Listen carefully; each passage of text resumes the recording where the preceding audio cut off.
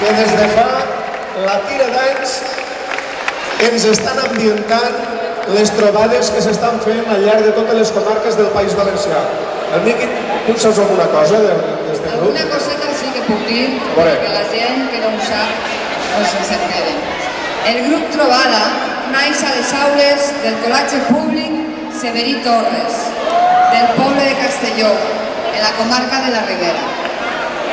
Des d'aquest centre desenvolupen un projecte pedagògic molt interessant que fa confluir les àrees de música amb la llengua i alhora potència els valors de les àrees transversals, com són la pau, les trobades, la llengua, la solidaritat, la convivència, la immigració social. Són temes que les veus i els moviments del grup han escampat per tot arreu. I allà els tenim, cantant aquestes coses. Esperem-vos un moment, ells diuen que estan preparats, elles també estan preparades, però, personal, que actuarà el grup Trobada, ara mateix, us ho aneu a perdre, vinga.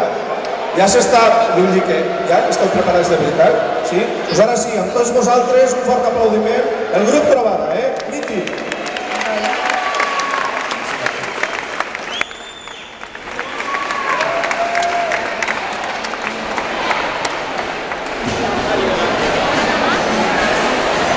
Ay, perdón.